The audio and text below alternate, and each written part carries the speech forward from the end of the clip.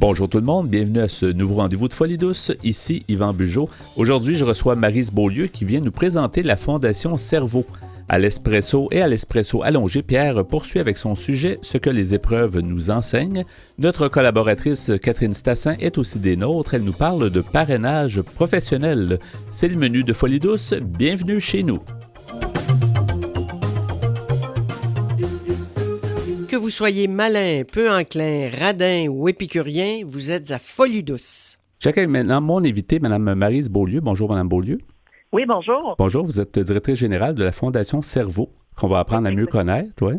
Oui, c'est ça. Et comment on peut décrire la Fondation Cerveau? Ben, en fait, nous, on est une fondation qui soutient directement toutes les activités de santé mentale et dépendance dans le CIUS de la capitale nationale. Alors, on couvre vraiment tout ce qui est de la Malbaie jusqu'à Portneuf.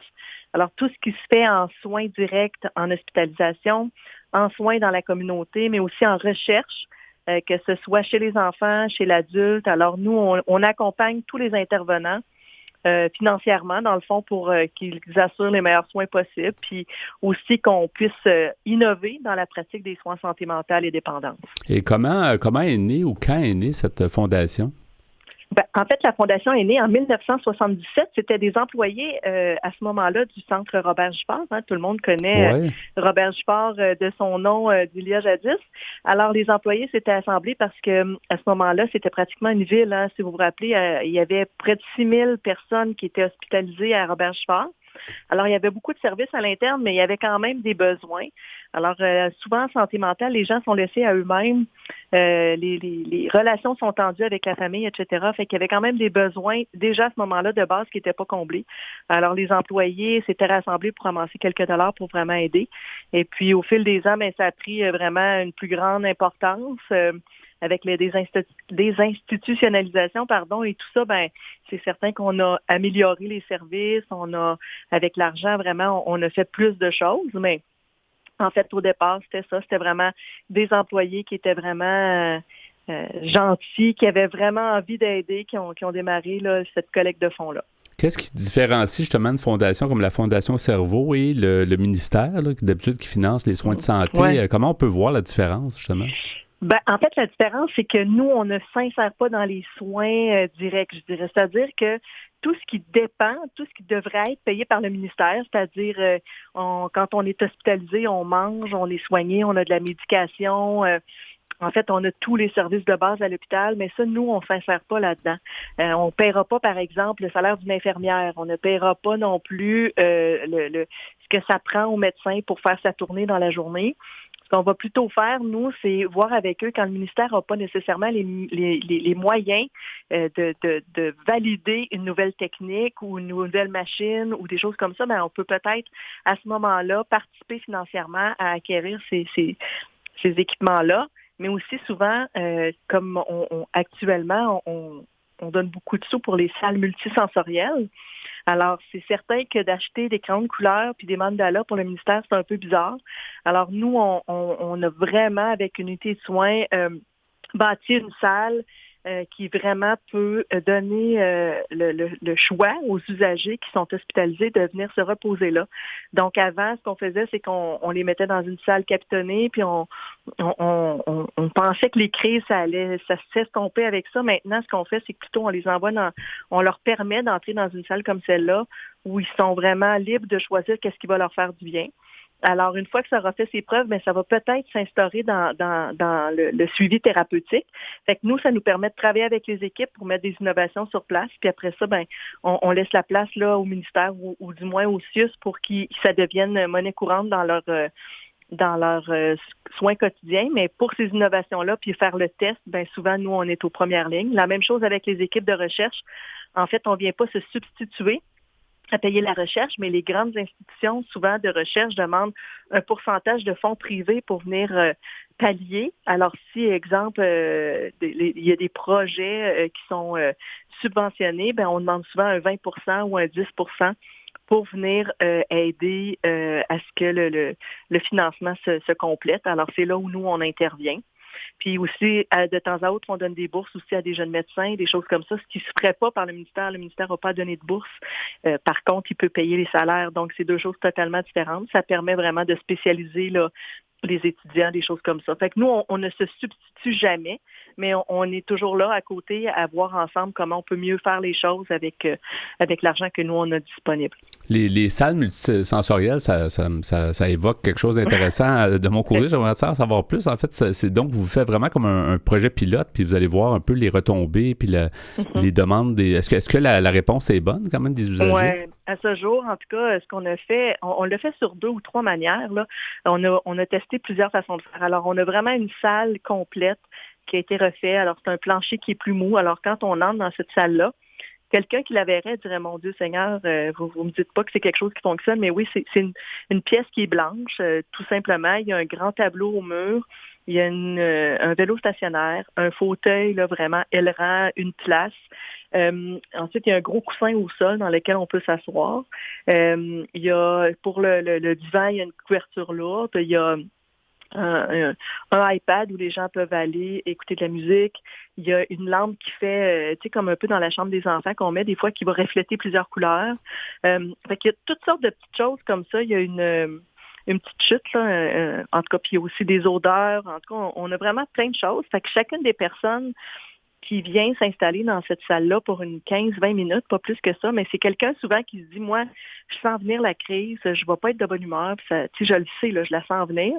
Alors, au lieu d'être en réaction à eux, puis d'être nous aussi un peu agressifs ou de mal réagir, ils ont l'opportunité d'aller là. Et puis, soit ils mettent de la musique, soit ils font du vélo, soit ils mettent juste la couverture lourde sur eux.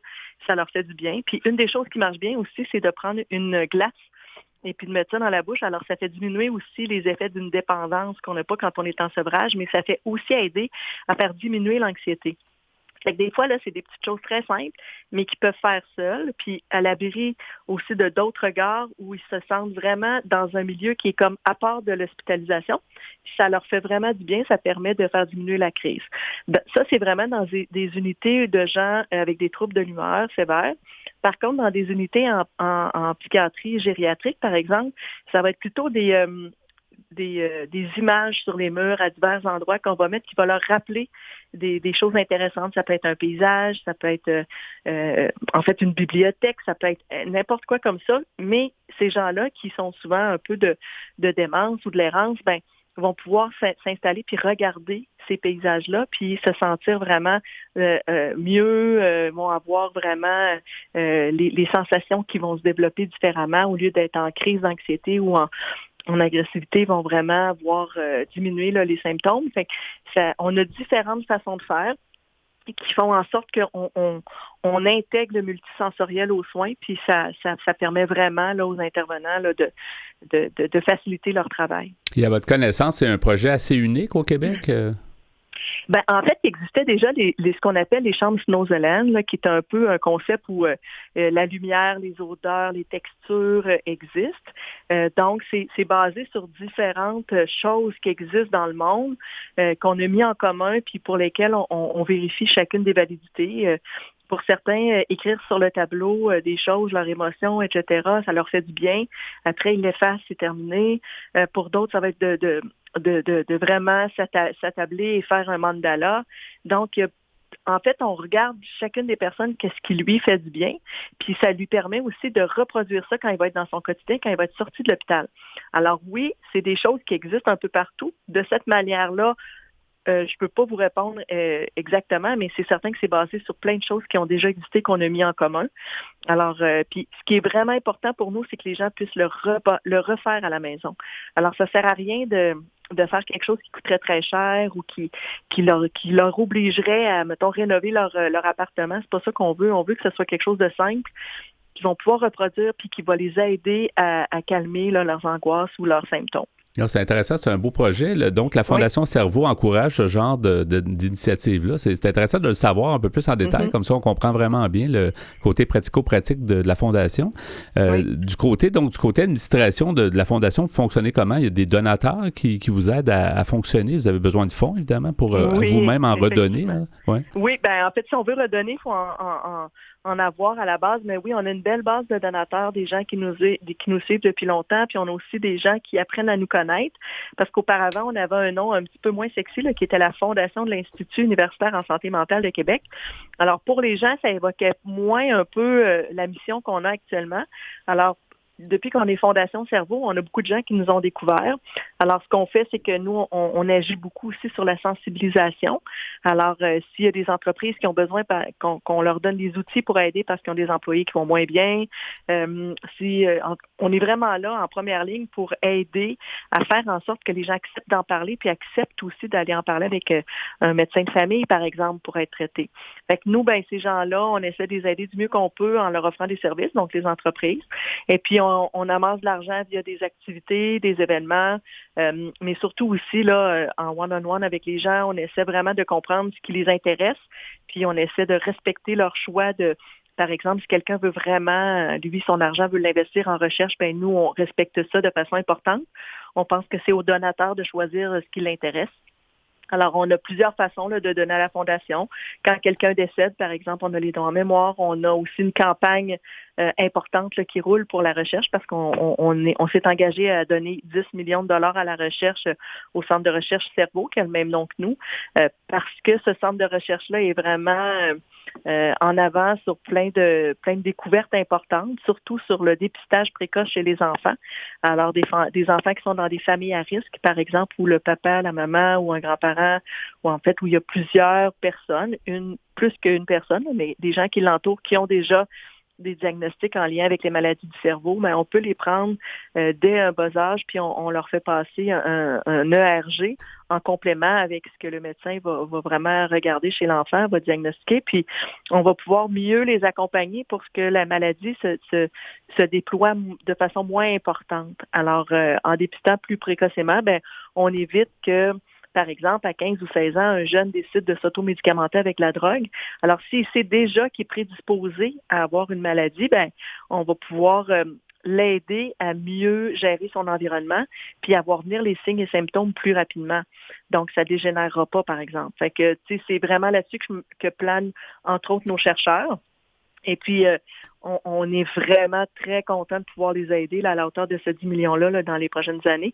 Donc, les gens peuvent donner directement là. Ils peuvent vraiment venir à nos événements, nous appeler directement. Il y a aussi les dons planifiés, bien sûr, les dons par testament, les dons de police d'assurance. Alors, il y a vraiment plusieurs façons différentes de nous aider financièrement. Soit dit en passant, la Fondation Cerveau, ça s'écrit aussi CERVO. C'est attirant comme nom parce que c'est comme on sent que c'est plus moderne que le cerveau VAU. Là. Oui, puis aussi, ce qui arrive, c'est que nos chercheurs sont internationaux. On a beaucoup de chercheurs de l'étranger, des gens qui sont vraiment des sommités. Donc, on voulait que ça soit exportable aussi dans les deux langues. Ça se dit bien dans les deux langues. Ouais. Puis aussi, c'est plus moderne, effectivement. Puis, ça fait moins peur aux gens. Nous, ce qu'on dit toujours, c'est la raison pour laquelle on a choisi Cerveau. C'est parce que quand on parle de maladie mentale, il y a des préjugés énormes. Les gens pensent encore que c'est de la paresse, ils se forcent pas, mais tu sais, le cerveau, c'est un organe. Et quand il y a un organe qui est atteint, il y a une maladie qui vient avec ça, puis il y a des façons de traiter ça. Alors, quelqu'un qui a une maladie de rein, il n'est pas gêné d'en parler. Alors, quelqu'un qui a une maladie du cerveau ne devrait pas être gêné d'en parler ou du moins ne devrait pas avoir honte à ne pas sortir de chez lui. Oui. Donc, nous, ce qu'on prône, c'est de l'utiliser, ce mot-là, beaucoup plus que mental. Quand on dit que quelque chose est mental, c'est un peu abstrait, mais quand on parle d'un organe plus précisément, ça réfère à une partie du corps humain qui peut être, en dysfonctionnement, puis on peut vraiment faire quelque chose pour aider. Oui, il y a des techniques de soins exceptionnelles maintenant qui permettent aux gens de vivre une vie normale. Oui, en terminant, les coordonnées pour en savoir plus justement sur la Fondation Cerveau, ce serait peut-être le site web? Oui, bien sûr. Alors, fondationcervo.com, notre site web, ou sinon, on peut nous appeler sans aucun problème, 418-663-5155. Maryse Beaulieu, donc directrice générale de la Fondation Cerveau. Merci beaucoup d'avoir été des nôtres à Folie douce et bonne continuation. Merci beaucoup. Au revoir. Au revoir. Nous sommes bien présents sur Facebook. Cherchez Folie douce Radio pour nous trouver. Folie douce, une communauté, une radio. Nous voici maintenant rendus au bloc Espresso et tel que promis la dernière émission, Pierre, tu poursuis avec ce que les épreuves nous enseignent. Exactement. Je trouvais que c'était tellement un bon sujet. En fait, ça touche tout le monde. On traverse tous des épreuves et c'est vrai qu'on apprend de nos épreuves. Alors, je voulais continuer là-dessus. C'est un article que j'ai trouvé sur Internet qui s'appelle effectivement « Ce que les épreuves nous enseignent ». Et c'est écrit par Mme Isabelle Taube, qui est journaliste française. Et comme je disais, ce n'est pas la première fois que je reprends de ces articles. Je trouve que c'est toujours intéressant. C'est sur le site psychologie.com. Alors, j'étais rendu au point où je disais, où en fait Mme Taube nous disait « Affronter une épreuve n'est pas une performance, c'est l'intégration d'un art de vivre. Un art de vivre qui passe par l'acceptation des épreuves de l'existence et des transformations qu'elles impliquent. Les épreuves rendent-elles plus résistants? » Alors, Mme Valérie Blanco, qui est psychothérapeute française, elle dit « Oui. » Elle dit « Elles nous forcent à mobiliser nos forces vitales. Elles permettent d'acquérir, selon elle, un nouveau savoir-faire avec le manque et l'angoisse. Cependant, dit-elle, l'accumulation de difficultés use. » Et ça, c'est vrai. C'est parce que c'est beau de traverser les épreuves, mais quand ça en a fait plusieurs que tu passes, là. Et ce que je me dis aussi, c'est peut-être facile à dire comme ça, mais quand quelqu'un a des épreuves très, très dures, étant jeune, peut-être c'est difficile aussi d'avoir la sagesse de dire qu'on apprend de nos épreuves. Tu sais, quand la vie nous laisse le temps d'accepter certaines épreuves. Quand on n'a pas goûté à d'autres choses. Ou pas trop d'épreuves trop graves, donc ça peut-être qu'on est plus blindé, si on veut. Oui, c'est possible. Madame Taube poursuit en disant « L'ambiance compétitive de notre époque laisse croire qu'un individu doté de moi fort s'en sortira mieux. » Monsieur Olivier Douville, qui est psychothérapeute français, nous dit « Ce point de vue me semble dangereux, car susceptible de déboucher sur une psychologie opposant des êtres supérieurs sans faille à des sous-hommes faibles. » Il nous dit « Au contraire, nous devons chercher un soutien. » Nous rapprocher de ceux qui ont traversé des expériences similaires, car on ne sort jamais seul d'une épreuve majeure. C'est vrai. En général, y a toujours quelqu'un quelque part qui va pouvoir nous aider, même si on est une personne seule. Surtout ceux qui ont traversé la même chose. C'est ça, oui. Madame Taube nous dit, il y a une trentaine d'années, la notion de résilience était absente de notre vocabulaire. Aujourd'hui, grâce à l'œuvre du neuropsychiatre et psychothérapeute Boris Cyrulnik, et en particulier de son livre « Un merveilleux malheur » paru en 2002, dont j'avais déjà parlé, cette expression est tombée dans le langage courant. C'est vrai qu'il y a plusieurs années, on ne disait pas ça, être résilient, la résilience, on dirait avoir de l'endurance. Ouais. Les gens l'étaient, mais on n'employait pas le mot. Exactement. C'est vrai, ça, oui. Oui. Madame Taube nous dit, au point que nous l'employons fréquemment à mauvais escient. Je suis résilient signifie trop souvent je suis capable de rebondir, je m'en suis sorti, donc je suis solide. Je possède une grande force intérieure. Or, la résilience n'est pas un trait de personnalité ni une qualité comme la bonté ou l'avarice, définie par Boris Cyrulnik comme l'art de naviguer sur les torrents. Elle est un tricotage, entre guillemets, un réajustement qui se poursuit tout au long de la vie. On guérit définitivement d'une maladie. En revanche, on n'enterre jamais un traumatisme ou le souvenir d'une épreuve majeure. Chaque jour, nous allons nous reconstruire. Et la résilience ne tient pas de la performance ou de l'exploit personnel. Elle passe toujours par les autres, les amis ou les partenaires amoureux, mais aussi les inconnus généreux qui nous orientent vers la bonne information, ou les membres des groupes de soutien qui nous aideront à émerger. On peut les appeler des tuteurs de résilience. C'est bon, ça. Ouais. Quoi de plus difficile à affronter que le drame, nous dit Isabelle Taube, l'épreuve et la catastrophe? Faut-il, pour les surmonter, leur accorder une signification et risquer de verser dans la pensée religieuse, soit la rédemption des péchés et le pas vers la vie éternelle? Ou, au contraire, verser dans l'absence de sens et ne considérer les épreuves que pour ce qu'elles sont, c'est-à-dire un hasard tragique dont les humains se sortent comme ils le peuvent. Le philosophe Pierre Zawi propose une autre voie passionnante passionnante, et laïque. Il nous dit subir une épreuve, c'est passer de l'autre côté des apparences. À l'instant où l'ordre et le sens de ce que l'on vivait volent en éclats, nous sommes projetés dans un temps où soi-même, les autres et le monde changent de valeur. C'est le chaos de Nietzsche, philosophe et compositeur allemand, qui, en nous dépouillant, nous permet de découvrir la face cachée de la vie, y compris lorsque la force nous quitte. Par-delà le scandale du malheur, c'est au tissu même de la vie que nous sommes pris, car, nous dit Pierre Zawi, le bonheur n'est pas l'inverse des catastrophes. Il peut se préserver et même surgir avec elles, entre elles, voire par elles. Mais le bonheur n'est pas non plus leur fin. Et pourrait ajouter bien des victimes au cœur de l'épreuve peuvent surgir des pépites de joie et de sens. C'est poétique quand même. C'est poétique, c'est vrai. Mais ça fait réfléchir, c'est pas mal intéressant. Ça fait réfléchir et c'est dur de ne pas être d'accord avec tout ça. Maintenant, je vais passer à autre chose. Tu sais qu'à l'occasion, j'aime arriver avec des citations célèbres des grands personnages, des poètes, des politiciens, des grands artistes. En peu de mots, des fois, ça veut dire beaucoup. Oui, je trouve qu'on apprend beaucoup. Alors, en voici une écrite par M. Raymond Lecourt, écrivain. Il avait dit, malgré les épreuves, il faut continuer de sourire à la vie. Autrement, elle se fâche et coupe vite le courant à ceux qui ont cessé de croire en elle et de l'aimer dans la souffrance comme dans la joie. C'est bien. C'est bien dit, en effet. Il y a aussi... Une deuxième, peut-être avant d'aller à la pause. Oui, de M. Laurent Gaudet, qui est un écrivain français qui est aujourd'hui décédé. Il avait dit « Les épreuves de la vie l'ont forcée, l'ont enlevée à l'existence qu'elle avait espérée, mais elles ne lui ont pas fait baisser les yeux. » On va poursuivre avec ça, qui ont rapport à ce que les épreuves nous enseignent. On va poursuivre à l'Espresso allongé. Merci.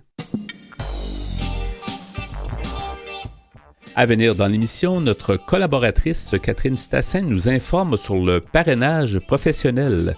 À l'Espresso allongé, Pierre Laporte poursuit avec ce que les épreuves nous enseignent. Pour nous trouver sur les divers réseaux sociaux, cherchez Folie Douce Radio.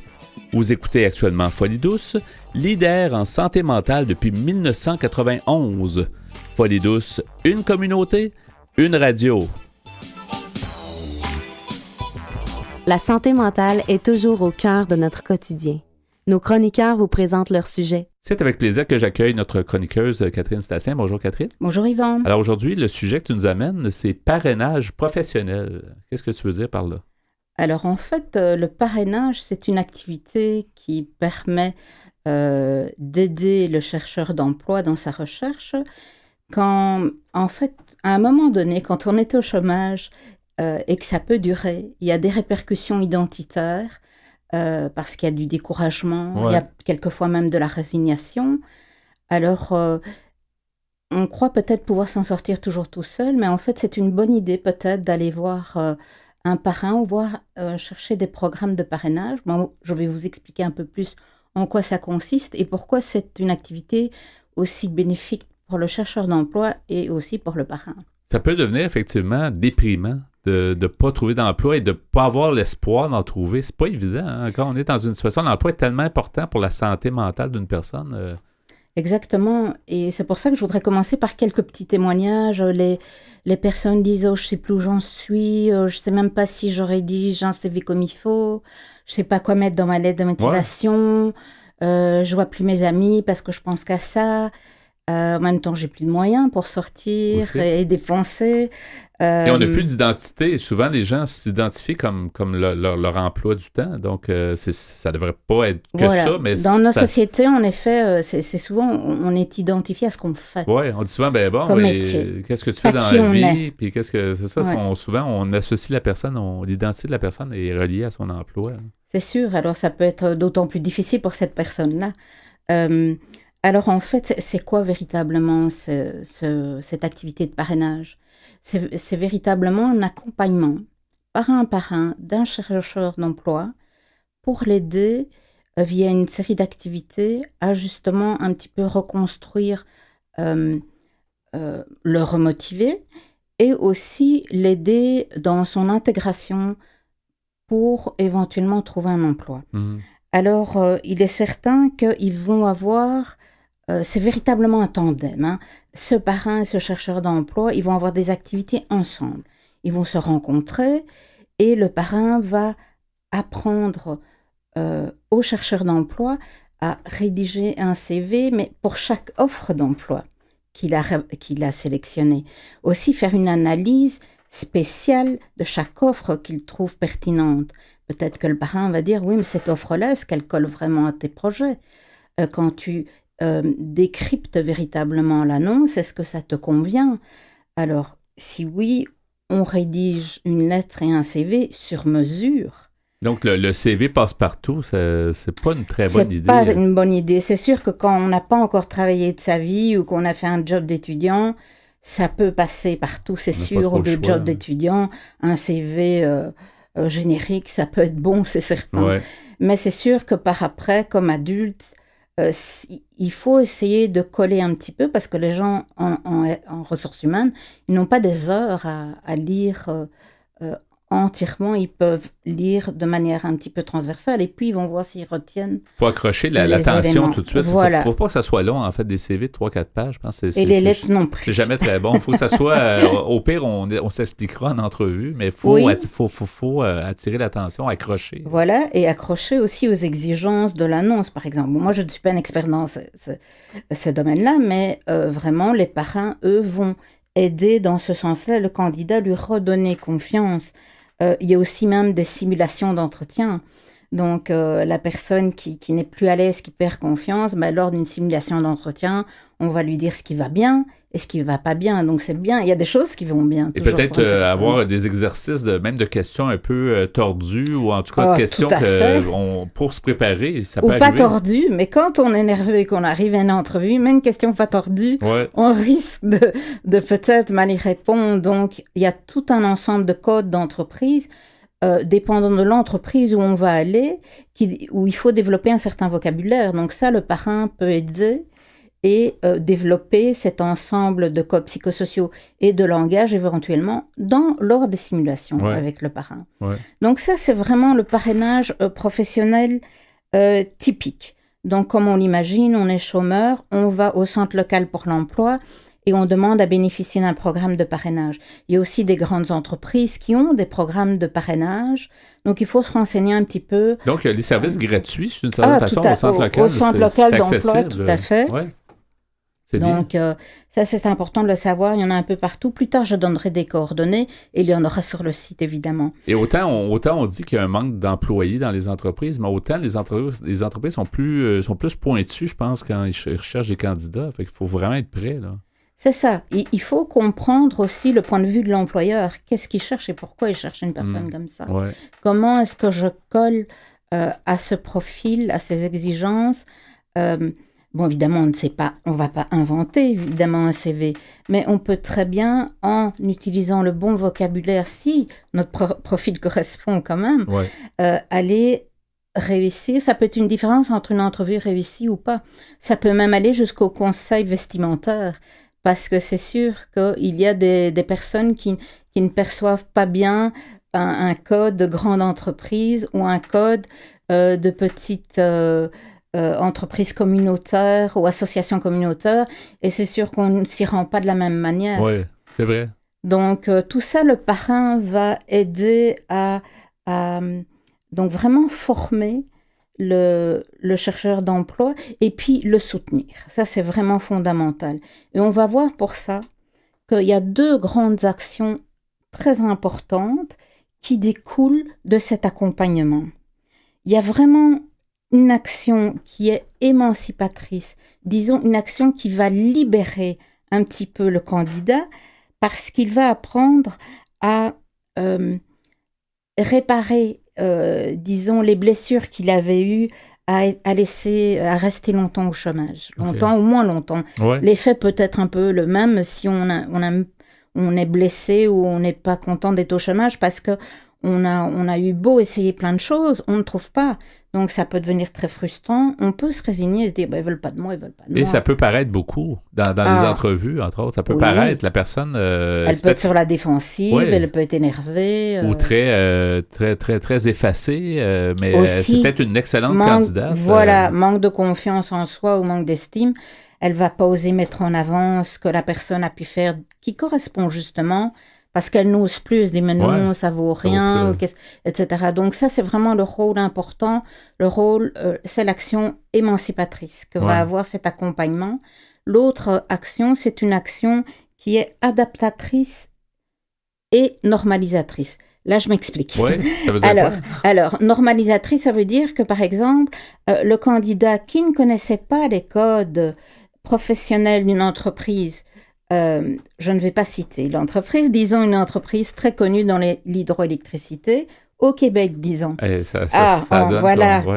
Alors, il y a des codes bien précis par rapport, qui peuvent être différents d'une association, en tout cas quand on voit une entrevue, certainement. Ouais. D'accord ? Donc, il est certain que le parrain qui peut-être connaît très bien ce type d'entreprise va réussir à faire comprendre les codes psychosociaux de ce type d'entreprise, comme il peut faire comprendre à quelqu'un qui a peut-être travaillé pour ce genre de grande entreprise et qui maintenant va chercher dans une association, qui ne doit pas aller se présenter de la même manière à une association communautaire, et il doit rester lui-même, bien sûr, mais les codes psychosociaux ne vont pas être les mêmes. Une autre manière où il doit s'adapter, le candidat, c'est par le fait qu'il va devoir aller faire un petit peu une étude de marché. Tiens, est-ce que ça correspond ou pas? Est-ce que je dois adapter mon CV ou pas? Et je dois m'adapter moi. Dans le fond, je suis peut-être fait pour tel type de job, mais il faudrait que je fasse une petite formation en plus. Donc, ça, c'est une action qui est adaptatrice et normalisatrice parce que oui, il va devoir apprendre de nouveaux codes. S'il veut réussir, si c'est ce qu'il veut, aller dans ce type d'entreprise. Ça vaut le coup si quelqu'un peut décrocher un emploi. Parce que ça marche. Ouais. Alors, il y a des études qui prouvent, mais bon, j'ai une étude par exemple chez des jeunes qui prouve que plus de 70% après ce type d'accompagnement ont trouvé un emploi. Et c'était des jeunes issus justement, cette étude de quartiers plus difficiles qui n'avaient pas le réseautage familial ni le réseautage professionnel, qui ne savaient pas comment rédiger une lettre, etc. Donc, il y a vraiment eu un effet aussi normalisateur à ce moment-là.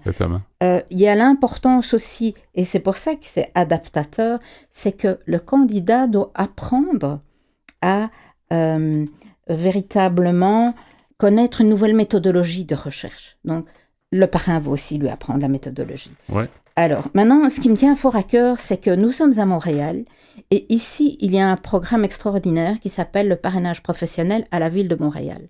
Alors là, je vous dis tout de suite, il faut passer par le centre local pour l'emploi, mais c'est directement avec la ville que les gens vont traiter. Ce qui est intéressant, et c'est pour ça que je voulais en parler, c'est qu'il s'agit d'une période, d'un stage rémunéré de 6 mois où le parrain va non seulement aider la personne pendant 6 mois à la ville de Montréal, il va l'aider avec tout ce qui est transfert d'expertise, avec son intégration à la ville de Montréal. Il va lui apprendre aussi l'importance de réseauter, les codes culturels éventuellement, si la personne vient d'ailleurs que du Québec, alors aussi, et surtout éviter les faux pas. Et c'est rémunéré, comme tu dis. Et mon Dieu, c'est rémunéré. Ça, c'est intéressant, ça. Donc ça, c'est extrêmement intéressant. Évidemment, les gens qui sont intéressés par ce stage rémunéré, il faut qu'ils passent par leur centre local pour l'emploi. Toutes les coordonnées seront mises sur le site. Il faut bien se dire qu'il y a des conditions, évidemment. Il faut évidemment être sans emploi. Il y a d'autres conditions, n'avoir jamais participé à un tel stage, etc. Mais allez à votre centre local d'emploi, il va vous aider, il va vraiment... Et si ça ne vous convient pas, ce type-là de parrainage, il va vous trouver un autre parrainage, comme j'en ai parlé juste avant. Ouais. Alors, vraiment, moi, ce que je voudrais dire, c'est qu'on peut remarquer que le parrainage a un rôle vraiment important dans la réussite à la réintégration d'un chômeur sur le marché de l'emploi. Il va l'aider psychologiquement et surtout, il va l'autonomiser. Et il va le faire aussi lui-même, le chercheur d'emploi, c'est-à-dire qu'il va vraiment se stimuler, il va se remotiver. Donc, c'est une aide dans la reconstruction personnelle de son identité suite à certaines blessures, etc. Donc moi, ce que j'ai à dire ici, c'est que, alors, si vous ne doutiez encore qu'un parrainage pourrait être utile dans votre parcours ou le parcours d'un ami ou de quelqu'un d'autre, allez-y vite. Allez-y et puis informez-vous. Donc, il y a différents programmes, comme j'ai dit, la Ville de Montréal, des grandes entreprises et votre centre local d'emploi qui est le point de départ pour vous informer sur le sujet. Et comme tu dis si bien, sur notre site web, antenne.qsud.ca, dans la section mentionnée à Folie Douce, on va donner les liens. Là, il y a plusieurs liens que tu nous donnes. Donc, merci. Merci beaucoup, Catherine, pour cette excellente chronique. C'est intéressant et ça touche beaucoup les gens en santé mentale, parce qu'il y a beaucoup de gens qui ont de la misère à se trouver de l'emploi. Alors, c'est excellent, le parrainage professionnel. Merci beaucoup et à une prochaine. Merci, Yvon. Au revoir. Au revoir. Ici Claire, ici Julie, du podcast EndoAide. vous écoutez présentement Folie douce. Nous poursuivons avec l'espresso allongé et ce que tu as entamé à la fin de l'espresso, justement, en rapport avec les épreuves, ce qu'elle nous enseigne, mais les citations célèbres par rapport aux épreuves. Exactement, des grands personnages. Mais remarque que nous autres, on n'est pas rendus là encore. Non, un jour, peut-être on va mais on dit pas tant que ça d'expressions, mais c'est quand même plein de sagesse, ces expressions-là. Oui, mais remarque qu'il y en a des Québécois, il y en a pas beaucoup, mais il y en a quelques-uns. Moi, je prends ça sur le site Internet qui s'appelle simplement Citation célèbre.leparisien.fr. Il y en a des gens comme Gilles Vigneault, soit des auteurs, ça arrive assez souvent qu'ils vont faire des citations, puis ça peut devenir effectivement célèbre parce que c'est plein de sens. Oui, là. mais remarque ici, ce qu'on retrouve sur le site, c'est pour la plupart, la grande majorité, c'est des gens qui sont décédés, mais il y a quand même des gens, des artistes ou des hommes politiques contemporains. Il y a même quelques Québécois. Ouais. Maintenant, il y a M. Yvan Andouard, artiste, journaliste, décédé en 2004. Il avait dit « La littérature... » il dit « En littérature, on corrige ses épreuves. Dans la vie, ce sont les épreuves qui nous corrigent. Ouais. » Il y avait Oscar Wilde, un écrivain fort connu, irlandais, décédé en 1900. Il avait dit « Si la vie avait une seconde édition, comme je corrigerais les épreuves. » Ça, c'est sûr. Si on pouvait faire un brouillon et ensuite un propre, peut-être que ça serait mieux. Hein. Là, je remonte à beaucoup plus longtemps. Il y avait Saint Isaac, le Syrien, qui était évêque, mystique et théologien. Il avait dit « Quand Dieu veut délivrer de leurs tentations ses enfants, il ne leur enlève pas les épreuves, mais leur donne la patience de les supporter. » Oui, et la force, des fois, de passer à travers, c'est ça? Oui. Ouais. C'est moi qui rajoute ça. Il y a Émile Cioran, qui est un philosophe. Il est décédé en 1995. Il était aussi poète et écrivain roumain d'origine. Il avait dit « Dans les épreuves cruciales, la cigarette nous est d'une aide plus efficace que les évangiles. » Ça, on peut remettre. À une certaine époque, peut-être. Il ne parle pas de quelle sorte de cigarette non plus. Non, c'est ça. Il y avait Henri-Frédéric Amiel, artiste, écrivain, philosophe, décédé en 1881. Il avait dit « Le bon mariage, c'est l'amitié tendre, l'affection et la fidélité, le secours mutuel dans toutes les épreuves de la vie. Mais il doit se garder des intempérances redoutables de la passion. » Il me semble que ça rend le mariage plate un peu. Oui, c'est une façon de voir. Il y a François Mitterrand, homme d'État français, décédé en 1996, on l'a bien connu. Il avait dit « Dans les épreuves décisives, on ne franchit correctement l'obstacle que de face. » Oui, affrontons l'épreuve et n'ayons pas peur. Il y a Henri Beck, dramaturge français, né à Paris en 1837.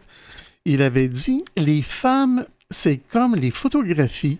Il y a un imbécile qui conserve précieusement le cliché pendant que les gens d'esprit se partagent les épreuves. » Mais tu vois, il y a beaucoup de misogynie dans les grandes citations. Il faut dire qu'à une autre époque, certaines choses étaient dites qu'on ne dit plus aujourd'hui, qu'on ne pourrait plus dire aujourd'hui. Il y avait souvent des hommes qui associaient les femmes au diable ou des choses comme ça. Oui, puis c'est en fait autre temps, autre mère, puis ça fait partie d'un peu de l'époque, j'imagine. Ouais. Il y avait Yvette Naubert. Il y a très peu de femmes, tu remarques, mais Yvette Naubert est une écrivaine québécoise née en 1918. décédée en 1982. Elle avait dit « Toutes les épreuves ont leur raison d'être et si on sait les accepter comme il faut, elles peuvent être salutaires. » Ouais. Donc, ça rejoint ce que j'avais dit un peu plus tôt dans l'émission. Exactement. Il y a un proverbe pachtoun. Les Pashtuns sont un peuple iranien divisé en plusieurs grandes tribus. Et ce proverbe dit « On essaie les chaussures par les pieds et l'homme par les épreuves. » Ah, c'est sage quand même. Effectivement, oui, parce qu'on peut voir quel type de personne c'est quand la personne gère les épreuves. Dans les difficultés. Effectivement. Ouais. Il y a M. Pharrell Williams, qui est un artiste, chanteur, compositeur contemporain. Il est né en 1973. Il avait dit, et écoute-la bien celle-là, il avait dit « Sages sont ceux qui tirent des leçons quand les épreuves sont aisées. Et stupides sont ceux qui n'apprennent que quand les choses se compliquent. » Ouais. Fait que tu vois, lui, il dit complètement le contraire. En fait, il dit comment on peut se prémunir. Tu sais, dans le fond, c'est un peu ça aussi, tu sais, d'être capable de reconnaître et tout ça. Là. C'est un peu ça que je saisis. Là. Ben, il y a l'air de quelqu'un qui n'aime pas les épreuves difficiles, en tout ouais. cas. Tu sais, il est autant pas passé par là. Non, c'est certain qu'on ne le souhaite pas. Ouais. Il y a Mireille Morris, une auteure canadienne contemporaine. Elle a dit, on n'a pas toujours ce qu'on mérite. Les épreuves, comme les joies, c'est toujours exagéré. Il y a du vrai là-dedans. Oui. Il y a Confucius, un grand... Oui, souvent cité d'ailleurs. Oui, un philosophe chinois qui était né un 28 septembre 551 avant Jésus-Christ. Il y avait déjà des épreuves dans ce temps-là. Ben oui. Et il avait dit « Nulle pierre ne peut être polie sans friction. Nul homme ne peut parfaire son expérience sans épreuve. » Ça, j'y crois totalement, parce qu'on ne le souhaite pas, mais à quelque part, ça forme quand même la personnalité et le caractère d'une personne. Oui, ça reprend un peu ce qu'on avait dit plus tôt. Effectivement. Il y a Sénèque, un artiste, dramaturge et homme d'État, philosophe de l'Antiquité. Il avait dit « Un bonheur que rien n'a entamé succombe à la moindre atteinte.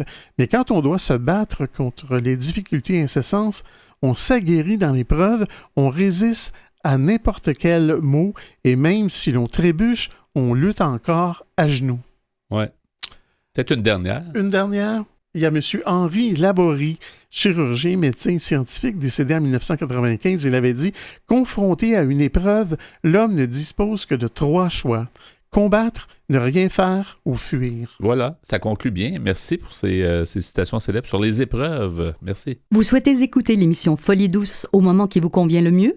Branchez-vous sur notre site web pour accéder à notre canal radio sur YouTube. antenne.qc.ca. antenne.qc.ca. Quelques mots avant de terminer ce rendez-vous de Folie douce. Alors, Pierre Laporte, je te remercie pour tes blocs Espresso et Allongé où tu nous as parlé des épreuves. D'abord avec le texte « Ce que les épreuves nous enseignent » et ensuite avec les citations célèbres. Bienvenue, mon cher. Rempli de sagesse, bien sûr. Merci pour ta mise en onde également. Notre invitée en début d'émission, Maryse Beaulieu, nous a mieux fait connaître la Fondation Cerveau et notre collaboratrice, Catherine Stassin, nous a parlé de parrainage professionnel. C'était donc le menu de Folie douce cette semaine. C'est Yvan Bugeaud à l'animation. Bonne semaine à tous et à la prochaine Folie douce. Au revoir.